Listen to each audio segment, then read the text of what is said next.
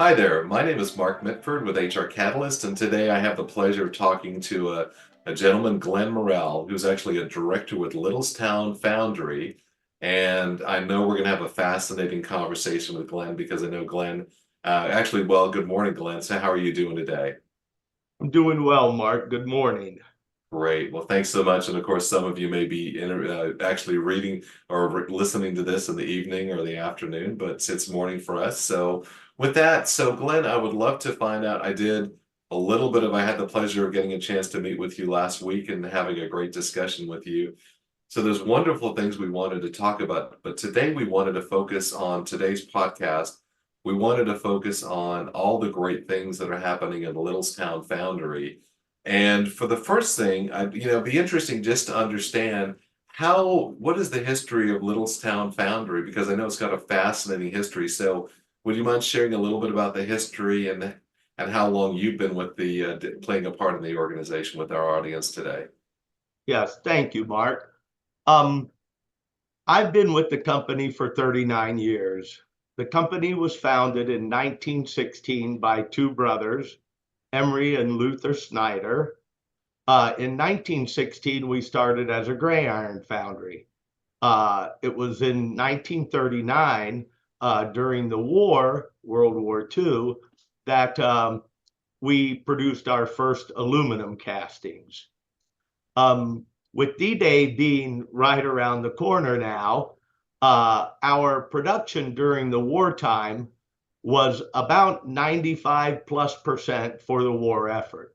We made 1.9 million hand grenades and 2.1 million rifle grenades for the war effort, along with the assorted products like bomb plugs. In other words, the bomb was made, and then they would fill the bomb with the explosive, and then our plug would cap that off. After World War II, the business grew very rapidly. And with the introduction of our aluminum foundry, we introduced a line of awning hardware, industrial, commercial, and residential. We saw both businesses grow through the 60s and into the 70s, when at that time imports from Japan and Korea, today it's China and Mexico, really affected the iron production. We ended our iron production in 1990. In the early 80s, we began a modernization project for our aluminum foundry. At that time, we installed automatic molding machines and robotic pouring. Those advanced up through the 2000s when we installed new automatic molding equipment on 3 lines and introduced electromagnetic pump pouring systems to transfer the metal from the holding furnaces into the sand molds that we make for our customers. Wow, that's interesting. Thank you for the history lesson. It's just fascinating. So if I do my math correctly, I think you said that the foundry was the original, so it was started 105 years ago, correct? That's correct. Wow, And that is such a very few companies, of course, make it to celebrate 100 years in business. So congratulations. well, thank you. We started with 16 employees, and today we have approximately 80. Oh, that's so wonderful. So tell me about, it would be great to just get a short overview and then we'll drill into it in a little more detail. But tell me a little bit about what was really the genesis behind the idea of creating a really good employee culture and creating a culture within the organization. Where did that start from and just understanding the value of the employee for the organization? That really started with our founders and continued with each of the successors. Um, One of the things we like to say is our competitors can buy the same equipment, the same raw materials, and what makes us different is our employees. Hmm. They are the ones that hold it together and keep the product flowing. And it's our job to support them in those efforts. Right. Wow, that is great. So, and it's interesting because so many companies, when I think about we do write for my company, I do write blogs, I do write newsletters, blogs now they're called. But it's interesting, it's just to reinforce on your point, which is such a great point, that the only strategic differentiator a company has is its people. You know, And you that's can our philosophy also, Mark. Right. That's huge because you can replicate somebody else, of course, a foundry would not that be that easy to set up because of the huge capital cost. But the key thing is really about your employees and really treating your employees as really as you want to be treated, you know, as you as leaders or owners want to be treated themselves. So it'd be interesting to hear because I know you did share with me. So what are some of so tell me about some of the tenure of the employees that you have there because I found that just mind-boggling personally. So I know it's probably not an average, but what are some of the lengths of services you've had your employees with you? Well, we recently celebrated our company president's 50th anniversary. I have had a great many employees retire with 40, 45, 50 years, and a couple with 55 years of service. One of those individuals with 55 years of service, at 17, he graduated Littlestown High School and came to work for us. He retired 55 years later at 72 and never missed a day of work. Wow, That's incredible. that is truly amazing that, you know, because nowadays it's hard to say which study you're reading, but most of the time now, the average length of service for most employees is it's under 3 years. So most of the time it's 2.5. I know I've seen 2.3 years. But anyway, it's when you have employees there for 30, 40, 50 plus years, that is just unbelievable. So what do you think when you're thinking about it now? Because on that note, you know, we have, which is an amazing time in our industry, we have 5 generations working in the workforce currently. So we Yes. have everything from baby boomers to we have down to Gen Zs, which is that newer. They were the ones who just really, they're probably, you know, maybe early to mid 20s now. How is the organization, or have you done anything differently in managing 5 generations in the workforce?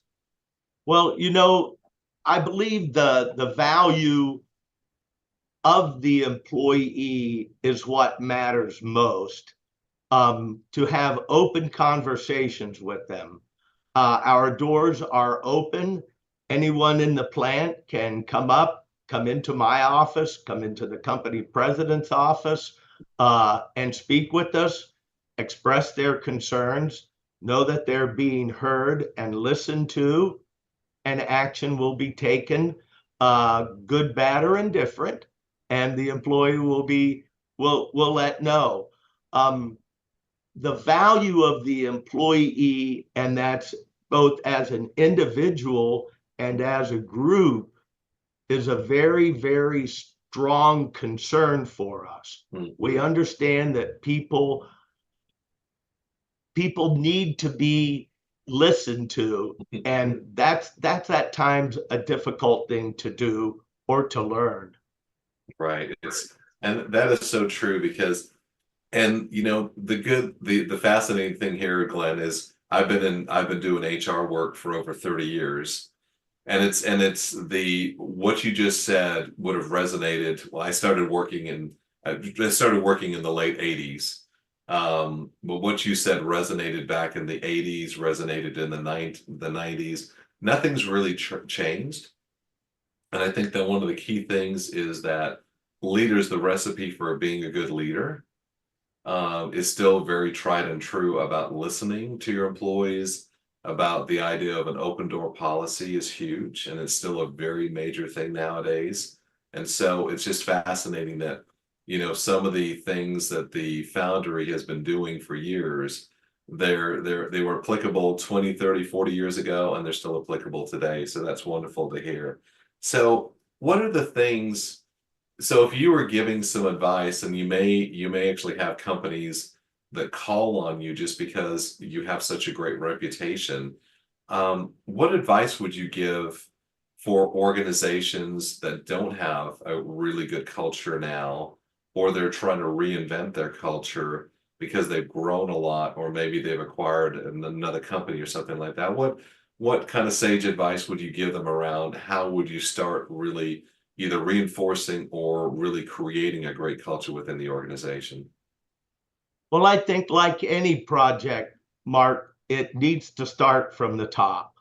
If you don't have your top managers, your president, your chairman of the board driving that initiative, it's going to flounder, especially if someone is giving the task of changing that culture and they don't get that support. That to me is the biggest thing for any project that a company incorporates is you've got to have the top people behind the project. Right. That is, you know what, it's so true. And it's great to hear you say that because it is so true, because so many times organizations, it's a I've kind of jokingly used the term, management by magazine. So sometimes one of the executives goes on a business trip, or they go to a conference, they read a magazine, and then boom, that's going to be the flavor of the month. So yeah, we got to do this, guys, because we got to focus on our culture this month.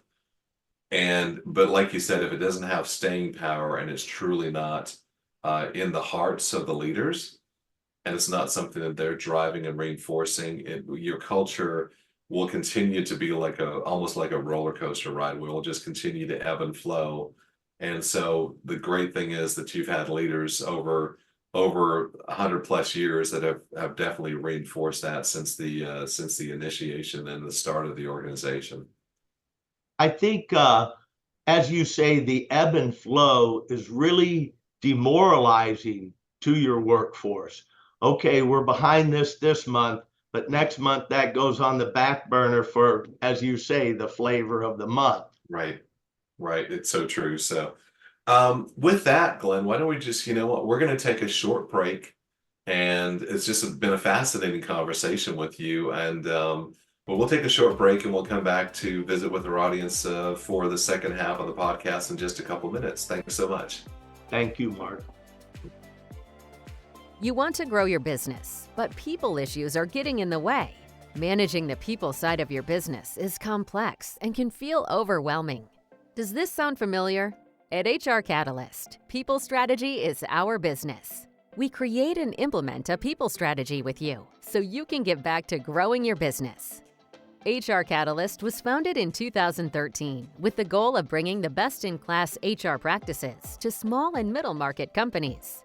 We are your outsourced strategic people experts. We help you solve the people issues in your business that are slowing you down.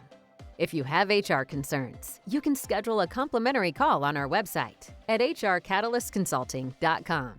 Thanks everybody for coming back to visit with us some more. And so I'm having a great conversation with Glen Morrell, and Glen is a director with Littlestown Foundry, and we're having a great conversation, Glen. So thanks so much for your time and the great responses you've given me to the questions I was asking. So how would you say, our next question we wanted to focus on, because I know we have a lot of audience members and maybe business owners listening who have organizations that are smaller or middle market size companies, less than 100 people, maybe less than 150 or 200 people.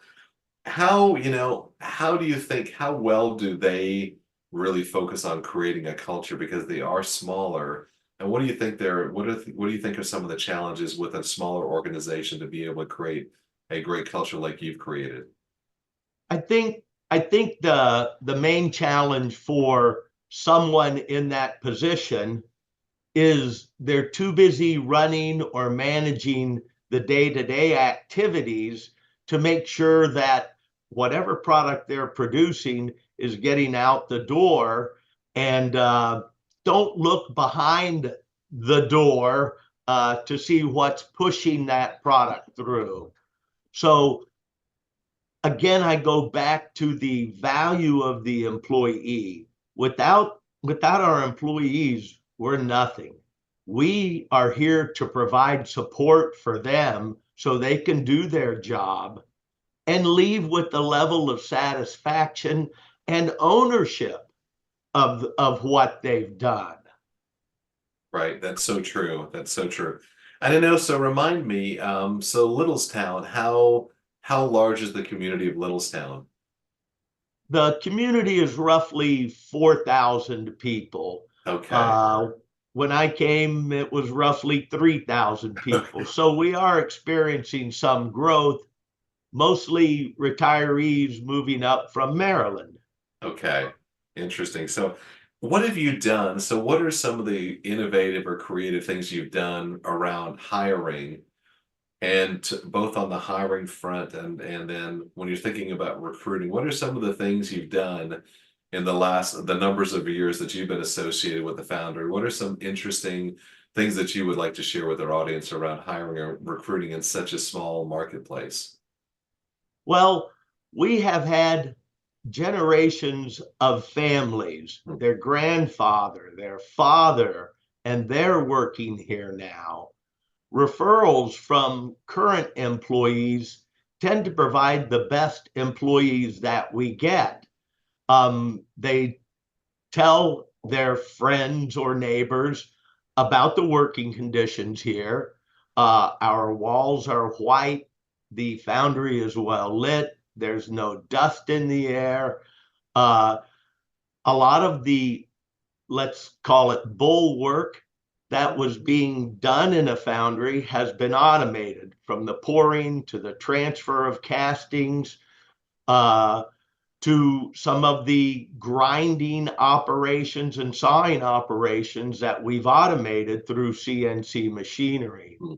So it's easier to get someone to come in and push a button than it is for them to uh, physically manhandle product. There is still some of that involved, but we we want to automate to make the job easier for the employees and produce a finer casting.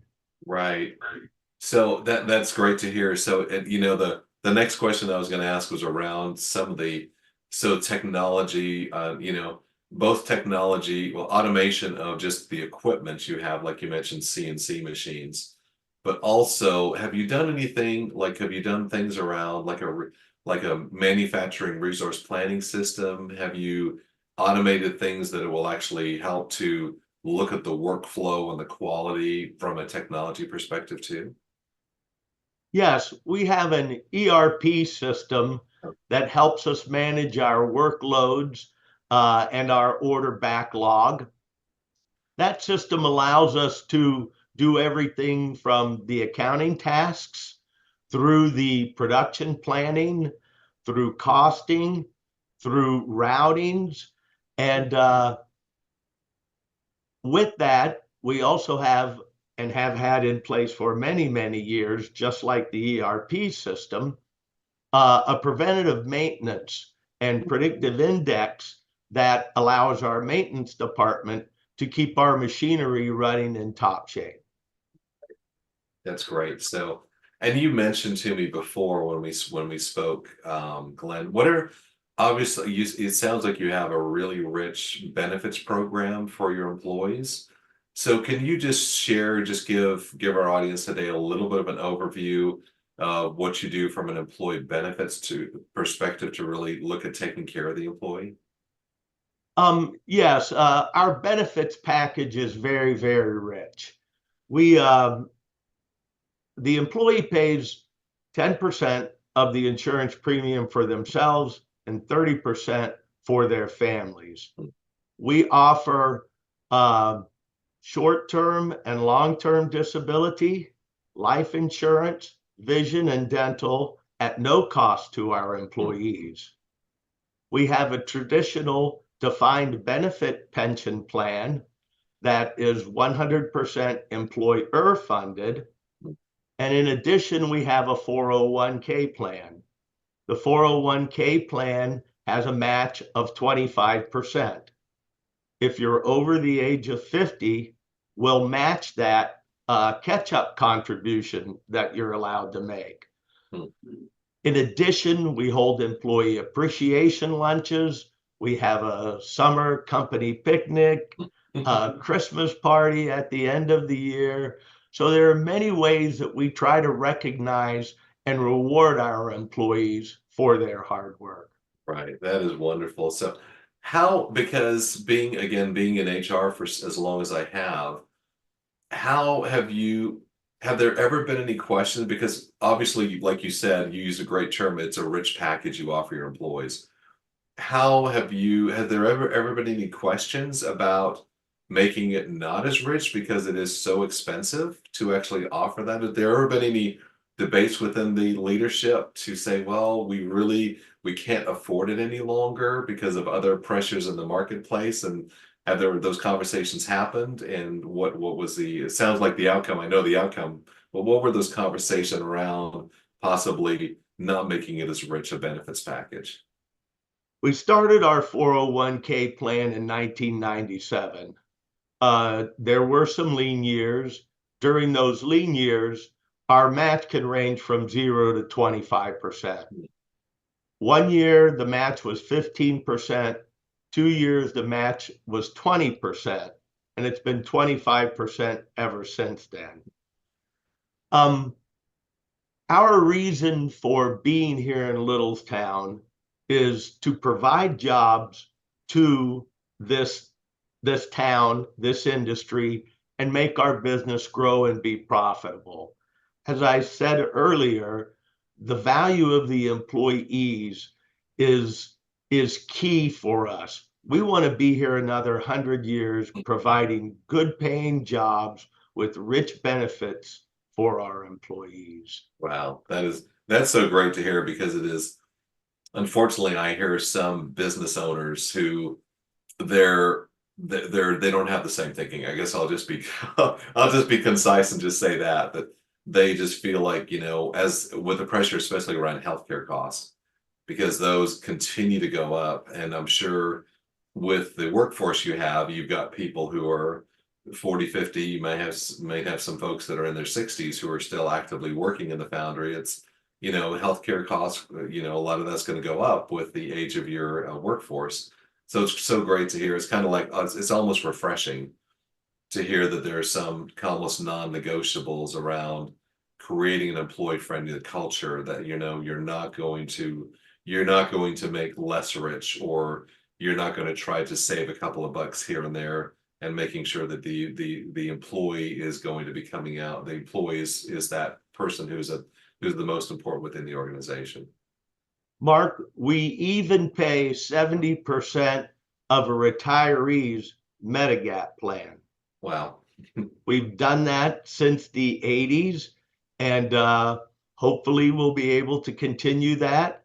We've held that premium payment for the retirees at 70% through that time. Right, that's great. And then one other thing which is truly fascinating, we talked about the employee housing. So why don't you share for our audience a little bit about how the employee housing works, because it truly is, and it's interesting because you do live you are in a smaller community. So tell us a little bit about what the employee housing program looks like. Well, the foundry is located right in the middle of the town.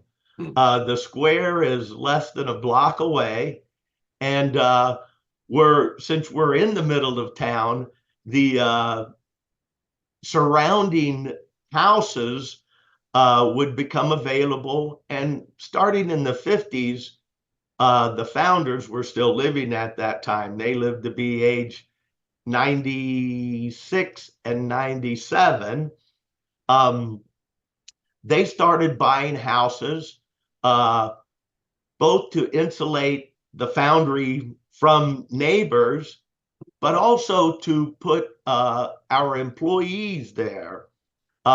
It's very, very nice to have a maintenance man living right next door, so that if any emergency would come up, they're ready to step up and go.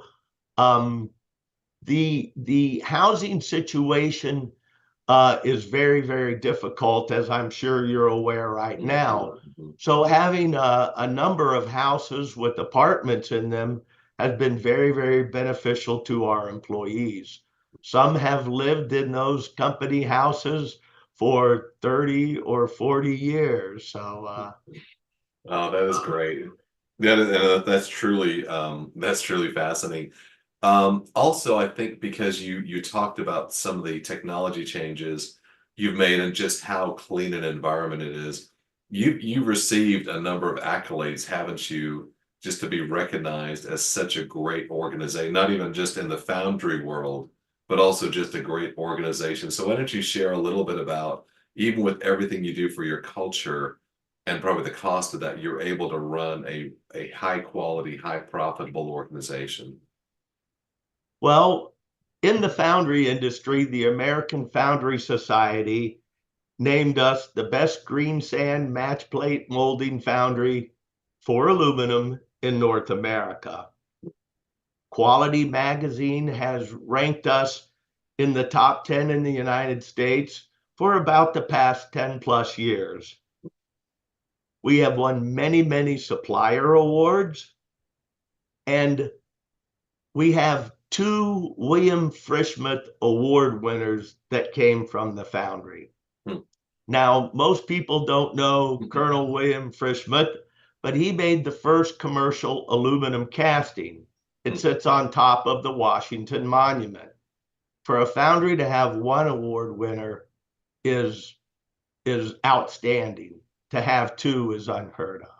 So, Wow. yeah, those are That two that's things we're amazing. proud of.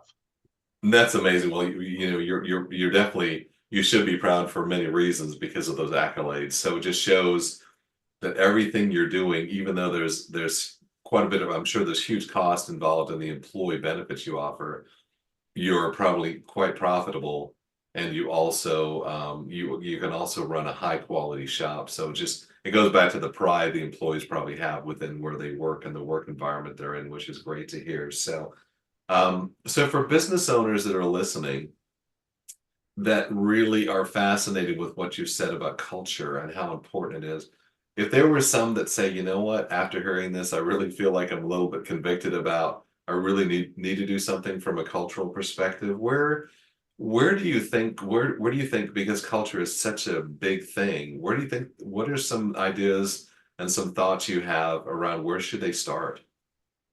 Again, Mark, I go back to the appreciate your employees, get to know them as a person.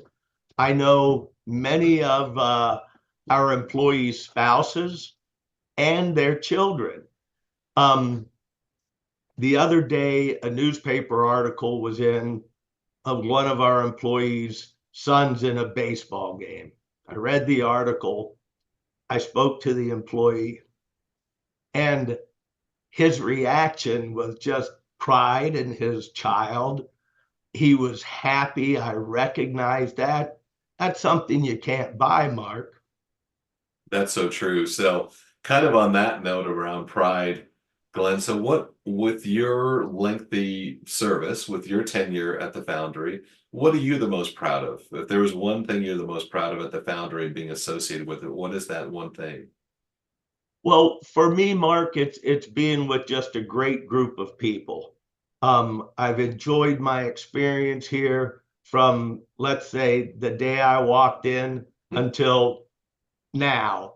I do stop in a couple of days a week, get asked questions, tour the foundry, say hello to everyone, and that's probably what I'm the group of people I've been associated with. Right. That is so great. So thank you so much for the conversation, Glenn. It was really insightful, and it's really it's just great to hear, you know, that you, with everything going on and so many, I'm sure the foundry industry in as a whole within the United States has been challenged in a lot of ways with just global competition.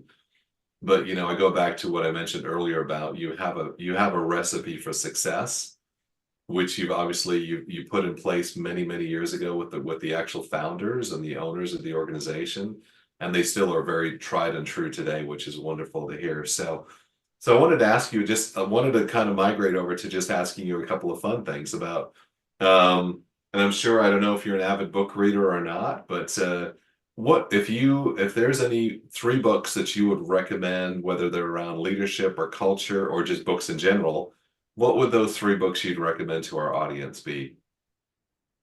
Um, we're big believers in Dale Carnegie here at the plant. Okay. Supervisors and managers go to their courses. How to Win Friends and Influence People Mhm. by Dale Carnegie is one.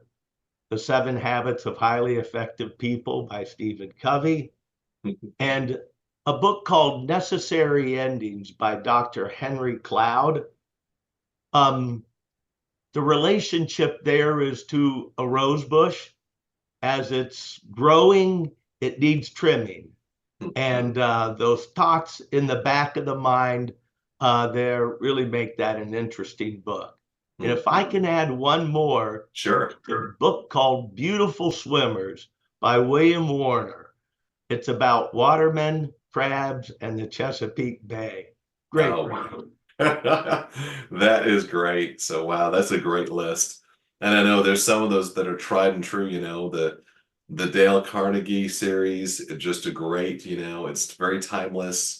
The Stephen Covey 7 Habits, again, a very timeless read for our audience. So, and the last question I want to ask you just for one fun thing. So if you had a time machine, what would you tell, or not even if you could go back to being 16, but what would you tell your 16-year-old self today as to what's something that you've learned through your extensive professional career? What's something you would tell your 16-year-old self to do differently?